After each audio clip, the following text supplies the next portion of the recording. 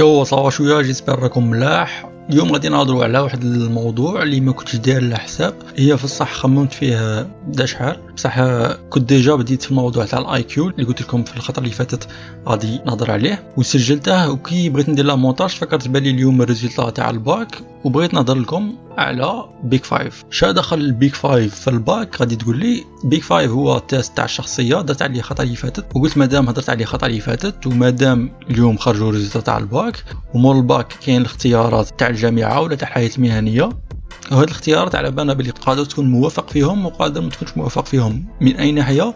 من ناحيه انه هاد الاختيارات يكونوا متوافقين مع الشخصيه تاعك، خاطش على بالنا باش تنجح في اي مجال من المهم انه المجال هذاك اللي تكون تخدم فيه يكون متوالم مع الشخصيه تاعك، سينو سواء ما غاديش تنجح سواء كون غادي لو كنت مجتهد زعما بطبيعتك وتجتهد في مجال حتى ولا كنت ما تبغيش غادي يكون كاع تنجح، ما غاديش تكون ساتيسفايد كما يقولوا. على بها بالتست تاع البيك 5 اللي هو يحدد الشخصيه تاع الانسان. تما كي تكون غادي تعرف بيك 5 تولي تنجم عندك يعني صوره تاع الشخصيه تاعك في راسك، يعني كشغل تنجم تميزيري الشخصيه تاعك الى حد ما بهذه الصوره اللي تكونها في راسك. اذا كانت يعني اكيوريت غادي تكون اكيوريت بناء على البيك 5 اللي هو افضل تيست تاع شخصيه مبني على اسس علميه. تما غادي تنجم تعرف دير الخيارات تاعك. الخيارات تاعك هادو غادي يكونوا متوالمين مع الشخصيه تاعك ومن المفروض ما غاديش تندم عليهم، ولا على الاقل عندك ويلس تشانسز باش تندم على الخيارات تاعك. كما على بالي بلي بزاف يندموا وبزاف من بعد يعتبروا روحهم باللي ضيعوا اعوام تاع قرايه في مجال يلقوا روحهم باللي ما كانش يعجبهم، خيروه على جال السوشيال بريشر ولا على جال الغلطه ولا على جال صوالح ما كانوش واعيين بهم.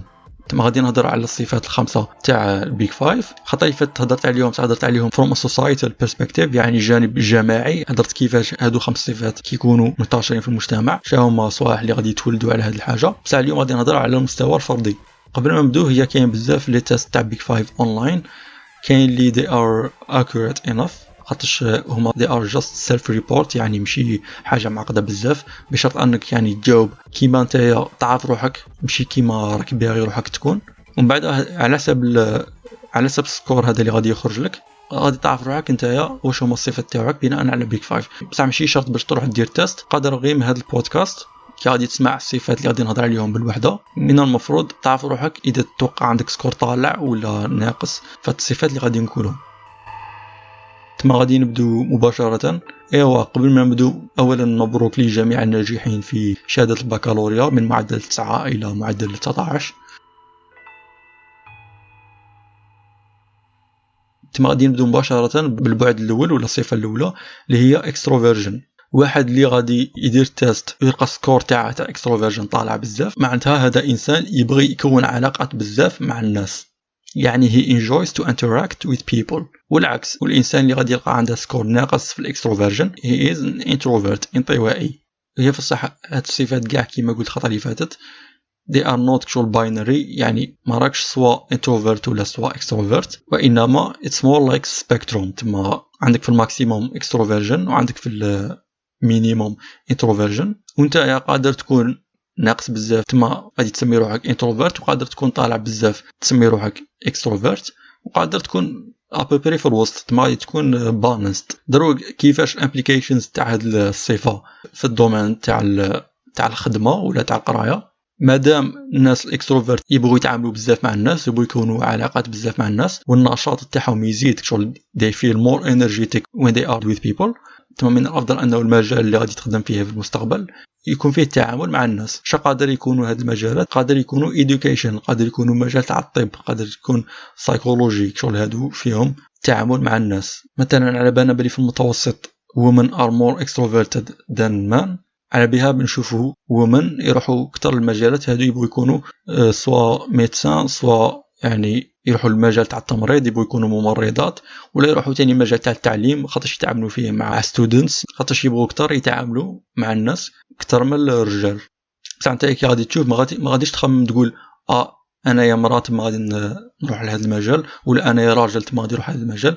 شوف اكثر في الصفه تاعك، قادر تكون امان و are more extroverted than most women، وقادر العكس قادر تكوني woman و you are more introvert than man. تما سواء كيما قلت دير تيست وتشوف سواء تعرف روحك نتايا غير على حساب حياتك، هي جينيرالي اتس اوبفيوس تعرف روحك نتايا لا تتعامل بزاف مع الناس. مثلا كما قلت تلقاهم دائما مع اصحابهم، دائما يهضروا مع الناس، ما ينجموش يكونوا وحدهم، كي يكونوا وحدهم غير شويه يكرهوا يبغوا يروحوا يشوفوا ناس اخرين.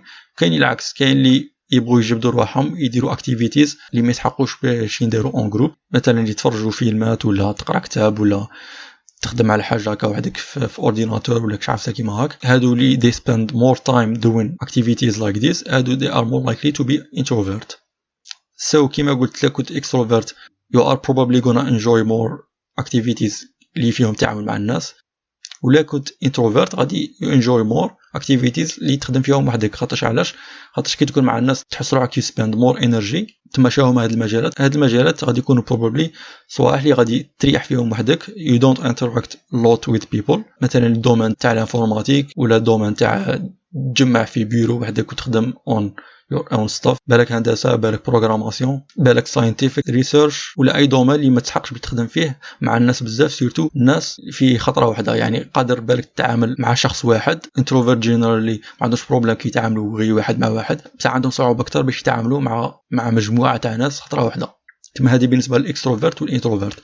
الصفه الزوجه اللي هي نوروتيزم هي تاني بيزيكلي واحد اللي عنده سكور طالع في نوروتيزم غادي يكون سواء يتقلق بزاف يعني يتنرفا، ولا يكون عنده اكزايتي اكثر من المعدل، ولا عنده صعوبه باش يستحمل ستريس. تما تاني ببساطه لا كنت تشوف روحك باللي عندك سكور تاع نوروتيزم طالع مقارنه بالناس اللي مدورين بك، غادي تيفيتي المجال تاع الخدمه اللي فيهم سواء خطر بزاف خاطرش نتايا عندك اكزايتي طالعه، تما غادي تبقى دائما ما تعرفش تتعامل مع الخطر، ولا اللي فيهم ستريس بزاف. مجالات هادو غادي يكونوا بالك هذوك المجالات اللي فيهم يعني فيهم دونجي، يعني كيما تاع لي بومبي تاع لا بوليس وكاع، ولا المجالات اللي فيهم ستريس يعني بالك فيهم مسؤوليه بزاف، كشغل ماشي مسؤول غير على روحك، مسؤول على مجموعه تاع الناس ما تعرفش كيفاش تجيري ستريس، ولا بالك خدمه اللي فيهم رتم طالع اللي فيهم ديدلاينز فيهم صوالح كيما هكا. هادو صوالح بالك غادي تكون تخدم فيهم غادي ياثروا لك على صحتك اللي كانوا ماشي متوافقين مع الشخصيات تاعك. مثلا على بالنا باللي رياده الاعمال يعني رجال الاعمال اللي ناجحين عندهم هاد الكاليتي تاع النوروتيزم عندهم ناقصه، خاطرش يستحملوا ستريس وعندهمش بزاف انكزايتي، على بها دي تيك ريسكس وشغل ما يخافوش باش يخسروا دراهم ويريسكوا كاع. هذه متعلقه بالصفه تاع النوروتيزم اللي عندهم ناقصه يتعاونهم في المجال هذا تاعهم. سو هذه بالنسبه للنوروتيزم.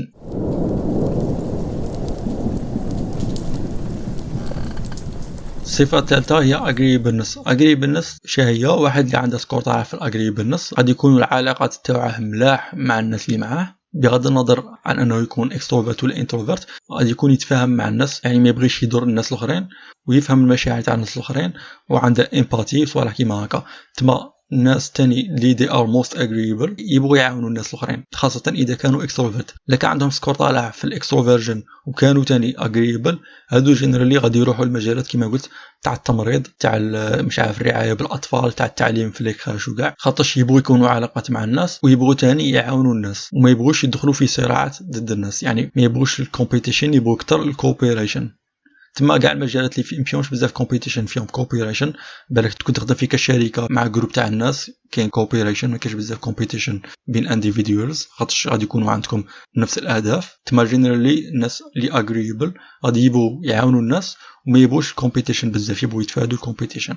تما كاع المجالات تاع القرايه اللي فيهم هادو غادي يعاونوك لا كنت اغريبل، ولا كنت العكس ما غاديش يكون عندك مشكل باش تخدم في مجالات اللي فيهم تعامل مع بالك dangerous people، بالك غادي ما عندكش مشكل باش تخدم في كوميساريه باغ اكزومبل، ولا باش تخدم از جادج في القضاء. والعكس لا كنت تاني اغريبل تبغي تعاون الناس، بالك غادي تعاون اكثر باش تخدم في محاماه، تبغي تدافع على الناس، تبغي تدافع على الحقوق تاع الناس وصوره كيما هكا. هذه بالنسبه للقضاء. تما انا ديجا غير في مجال واحد تاع القانون، قادر على حسب الشخصيه تاعك قادر لا تروح دير هدف واش تخدم محامي ولا تخدم العكس على حسب الصفات تاع الشخصيه تاعك. هذه بالنسبه للاغريبلنس. بالنسبه للاوبنس، الناس اللي عندهم اوبنس طالع غادي يكونوا متفتحين الافكار الغير احتياديه، تما غادي دائما يحوسوا على افكار جدد، يكون عندهم كرياتيف ثينكين. تما جينيرالي الناس اللي عندهم اوبنس طالع غادي يهتموا بالفن، يهتموا بالفلسفه، ويهتموا تاني بالعلوم خاصه في المجال تاع البحث العلمي، يعني يبغوا يديروا بحث علمي، يبغوا يهتموا بالنظريات الجدد بالفرضيات الجدد، يبغوا يخموا صوالح جدد اللي الناس مازال ما خموش فيهم، ويخموا بافكار الكبار يعني افكار فلسفيه، افكار علميه، كش نظريه علميه، صوالح كيما هاك. هادو متعلقين بالاوبنس. اوبنس ثاني يشمل الذكاء، تما لك تعرف روحك تهتم بهاد المواضيع، سواء تاع كرياتيفيتي غادي تروح المجال تاع الفن، سواء المجالات العلميه اللي دي ار مور ابستراكت يعني فيهم ابستراكت ثينكين ويسحقوا باش تستخدم نسبه عاليه من الذكاء. تما بالك غادي تكون تهتم بالفيزيكس، بالساينسز، بالفيلوسوفي، هاد المجالات كاع فيهم افكار جدد، خاصه اذا درت البحث العلمي.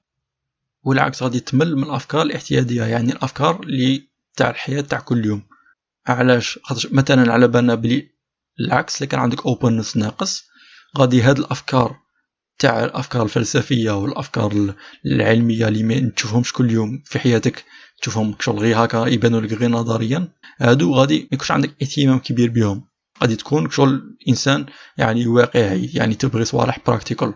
هادي اللي كان عندك اوبنس ناقص. يكون عندهم اوبنس ناقص مثلا غادي ما يكونش عندهم مشكل باش يخدموا في التسيير والاقتصاد مثلا، يعني كونطابيليتي، ولا يخدموا في المجال تاع القانون، خاطر القانون ماشي متعلق بالافكار، متعلق بالحاجه يعني واقعيه اكثر. القانون هاش يقول هاش يدير، سواء في المجال تاع القضاء ولا الحرص على تطبيق القانون، يعني المجال تاع الشرطه وصوالح كيما هاك. هذه اللي كان عندك اوبنس ناقص ما غاديش يكون عندك مشكل. الور كو لا كان عندك اوبنس طالع، سيتو اللي كان عندك طالع بزاف، غادي يكون تخدم في مجال كيما ايكونومي ولا خاصه شغل التسيير يعني لا جيستيون، غادي يكون دير كونطابيليتي مثلا، غادي تلقى روحك تكره، غادي تلقى روحك تخدم غير ماتيماتيكس، وهذا الماتيماتيكس بلا ما يكونوا مرتبطين بطريقه واضحه يعني بافكار معينه، وثاني ما يخلوش مجال للابداع. تما الا كان عندك اوبنس طالع غادي تبغي يكون عندك مساحه معينه في الابداع. تما لو كنت في الفن متعلق بالابداع، ولا ثاني الا كنت في العلوم خاصه في البحث العلمي عندك مجال للابداع يعني في الفرضيات، في النظريات اللي تخدم بهم وصوالح كيما هاك، ولا ثاني في المجالات الادبيه يعني صوالح متعلقين بالتاليف الادبي، هادو كاع يخلوا مجال للحس الابداعي هذاك اللي كان عندك اوبنس طالع. والصفه التاليه اللي هي كونشيونسنس ولا الاجتهاد ولا الضمير الحي، سا ديبون كي يسموها. الناس اللي عندهم كونشيونسنس طالع بيزيكلي هادو غادي يبغوا يخدموا بزاف، يعني يبغوا يجتهدوا بزاف في الخدمه تاعهم، بصح تاني غادي يبغوا اكثر صوالح براكتيكال. تما غادي يكون العكس تاع اوبنس، سيرتو اللي كان عندهم كونشيونسنس طالع وكان عندهم اوبنس ناقص ولا قليل، غادي يكونوا ما يبغوش صوالح اللي فيهم الابداع، يبغوا صوالح اللي باينين، شغل صوالح براكتيكال وصوالح باينين يعني ما فيهمش بزاف المجال للتغيير. يبغوا يكونوا عارفين روحهم كي غادي يبدو، عارفين كي غادي يكملوا، ودي ستيك تو ذا بلان هذاك اللي عندهم. وثاني يبغوا صوالح معليش لما كانوش مرتبطين بافكار كبيره ولا افكار ابداعيه. مثلا على بالنا بلي عندهم كونشيسنس طالع غادي ينجذبوا اكثر المجال تاع القانون، مثلا المجال تاع الهندسه، تاع جيني سيفيل، تاع جيني ميكانيك، وكاع هادو معروفين باللي الناس اللي عندهم كونشيسنس طالع يروحوا لهم اكثر ويعجبوهم اكثر. دي ار فيلد تاع يعني تاع المجالات الصناعيه. المجالات الصناعيه هادو يسحقوا الناس يكون عندهم هاد الصفه تاع كونشيسنس تكون طالعه، خاطر ثاني متعلقين الى حد ما بقوانين يعني صوالح ستريكت ويطبقوهم.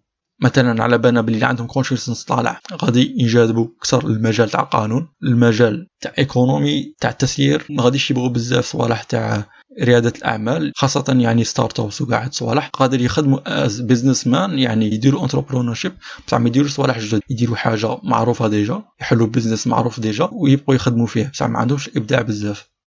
الناس الثاني اللي عندهم الصفه تاع كونشيسنس طالع، خاصه اللي كان عندهم ثاني اوبنس ناقص، عاده متساعدهم خير كون ينتقلوا بالخف للحياه المهنيه، يعني ما يكملوش المسار تاعهم الجامعي، يروحوا ديريكت الحاجه اللي اتس مور براكتيكال، ولا على الاقل يروحوا المجالات اللي فيهم صوالح براكتيكال اكثر من الصوالح اللي جايين ابستراكت، يعني متعلقين غير بالافكار مجمع هكا في كلاسه وقاعد تقرا غير افكار. خاطرش مادام عندهم اوبنس ناقص ما يهتموش بزاف بالافكار، ولا كان عندهم كونشيسنس طالع يبغوا صوالح اللي جايين عمليين اكثر. تما غادي كون يروحوا يكملوا في الجامعه بالك غادي يضيعوا وقتهم مقارنه كون يروحوا الحاجه اللي فيها شغل في التيران ديريكت، يروحوا ديريكت ان ذا فيلد ويخدموا صوالح مور براكتيكال، خاطرش يديروا صوالح اللي معروفين من قبل وما فيهمش بزاف ريسك تيكن، خاطرش ما يبغوش التغيير. هذه اللي كان عندهم اوبنس طالع وكونشيسنس طالع. اللي كان عندهم فيزوش طالع هذه اتس ذا جاك بوت كيما يقولوا، خاطرش هادو شغل العاملين الكبار تاع النجاح في اي دومين، خاطرش ما غاديش يكونوا يخافوا من الابداع، غادي يسيو صوالح جدد وغادي يكونوا اذكياء، وثاني غادي دي وورك هارد ويعرفوا يبلانيفيو صوالح، تما غادي يسيو يكونوا مبدعين الى حد ما، وثاني ما في الابداع تاعهم يديروا بلان ودي ستيك تو ات. شغل هادو العاملين في زوج هما العاملين الاساسيين تاع النجاح في اي مجال. سويا هادو هما الصفات تاع بيج 5 بيرسوناليتي تريتس. من المفروض كي كنت نهضر عليهم دروك بالوحده، من المفروض انك يعني نتوقع يو كود ريليت تو هاد التريتس، و you can tell كي تسمع تقول انا نعرف روحي بلي I'm more extroverted ولا I'm more creative، نبغي creativity ولا نبغي more صوالح اللي are practical. وبهادو تنجم تعرف روحك الصوالح اللي غادي تخيرهم اسكو غادي يعجبوك ولا غادي تخيرهم غير على جال خاطرش شغل they are socially زعما ملاح. مثلا انايا عارف روحي بلي عندي openness طالع بزاف، consciousness سواء ناقص سواء في المتوسط، يعني ما نبغيش بزاف قوانين وكاع نبغي صوالح اللي فيهم more liberty، شغل صوالح اللي متعلقين بالافكار. وواحد الغلطه انا درتها تاني من ديت الباك تاعي، ديجا في الليسي كنت داير تسير اقتصاد، كنت داير جاستيون، ودروك على بالي بلي it was the worst thing اللي I could do في هذاك الوقت، خاطر جاي العكس تاع الشخصيه تاعي، كنا نخدموا غير بنمبرز وما كان ني افكار ني مناقشه افكار ني والو، ما كان ني ابداع ني والو، تغلط في زيرو كل شيء يروح لك. وانا كنت العكس تماما، يعني كنت نهتم بالافكار، كنت more like creative